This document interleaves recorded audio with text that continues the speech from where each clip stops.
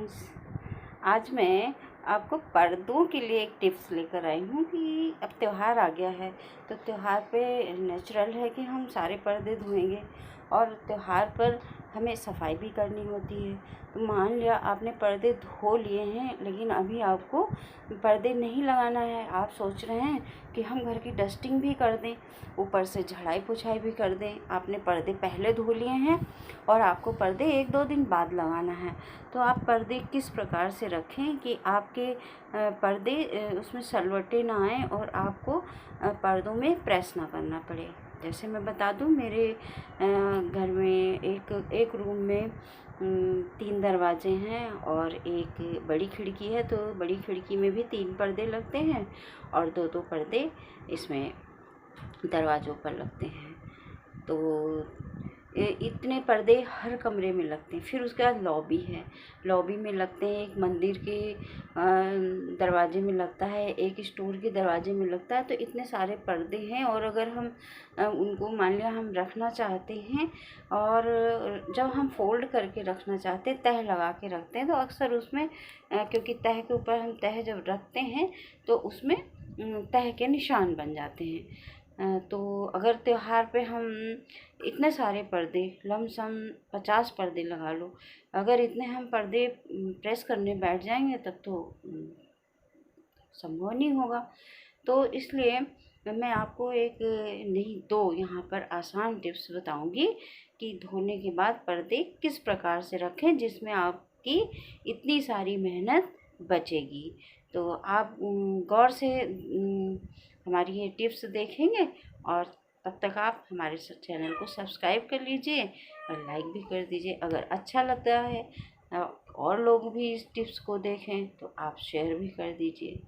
तो मैं आपको बताती हूँ कि किस प्रकार से आपको पर्दों को रखना है धोने के बाद, जिसको आप बिना मेहनत के 1-2 दिन बाद इस्तेमाल कर सकें।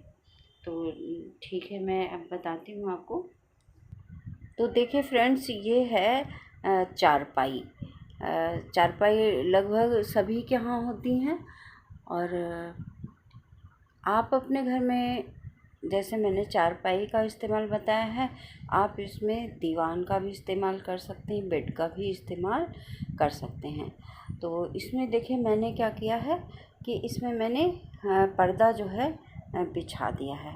अब इस पर्दा बिछाने के बाद इसके ऊपर हमें क्या करना है, हमारे जितने पर्दे हैं उन सबको इकट्ठा कर लेना है और इसके ऊपर हमें दूसरे पर्दे भी इसी तरीके से बिछा देने हैं, बिल्कुल बराबर से।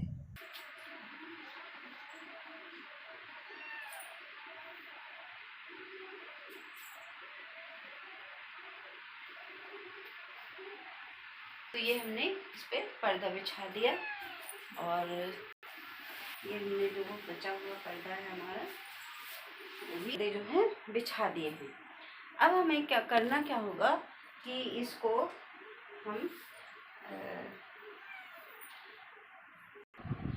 तो ये देखिए मैंने क्या किया, अब सारे पर्दों को एक साथ पकड़ लिया। अब एक साथ सारे पर्दों को पकड़ के हम धीरे से ये देखेंगे कि किसी पर्दे में सलवट तो नहीं पड़ी है।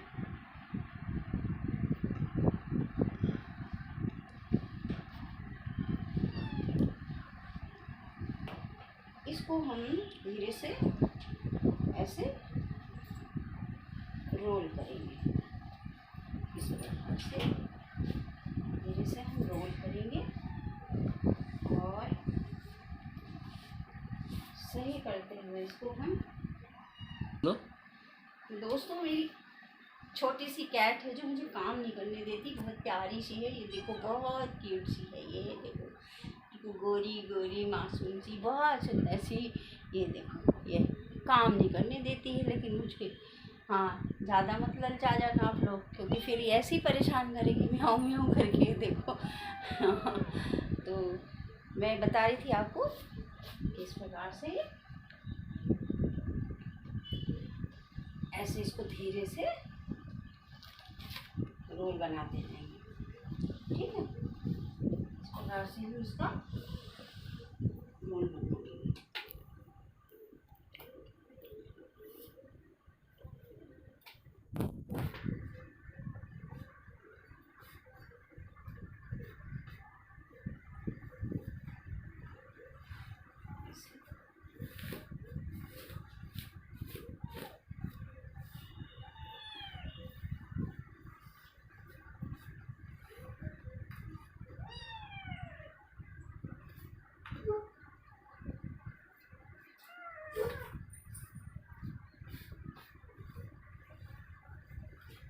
ये देखिए, ये अच्छा सा आपका रोल बन गया। अब आप इसको ऐसी जगह में रख सकते हैं जहाँ पर इसके ऊपर कोई प्रेशर ना हो। बड़ी टेबल है या कुर्सी लगा के आप आराम से रख सकते हैं।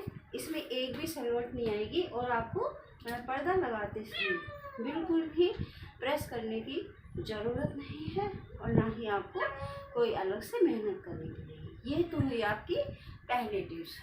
अब दूसरी टिप्स मैं आपको ये बताती हूँ कि जैसे मैंने ये बनाया है रोल, ये हमारा पर्दा है। और अगर आप समझ रहे हैं कि हमारे इस चारपाई का या इस दीवान का अभी 2 दिन हमारा कोई इस्तेमाल नहीं है या आपके अंदर के कमरे में ये बिछा हुआ है, तो आप इसको इसी प्रकार से सारे पर्दे आप बिछाए रख सकते हैं। वैसे मैंने कहा था कि मैं आपको 2 टिप्स बताऊंगी, पर मैं आपको तीसरी टिप्स भी ये बताती हूँ। आप चाहें तो ये अपने बेड पर और दीवान पर इसी प्रकार से सारे पर्दे आप बिछा के और उसके ऊपर से जिस चादर पे आप सोते हैं, ऊपर से सोने वाली चादर आप बिछा के आराम से 2 दिन 4 दिन जितने भी दिन आपको पर्दे नहीं लगाने हैं, आप आराम से पर्दों को छोड़ सकते हैं। तो मुझे लगता है कि आपको ये मेरी टिप्स बहुत पसंद आई होगी। तो जब तक मैं कोई दूसरी चीज़ आपको लेकर आती हूँ, तब के लिए और बाय बाय। और सब्सक्राइब करने ना भूलिए, लाइक कर दीजिए। Bye bye.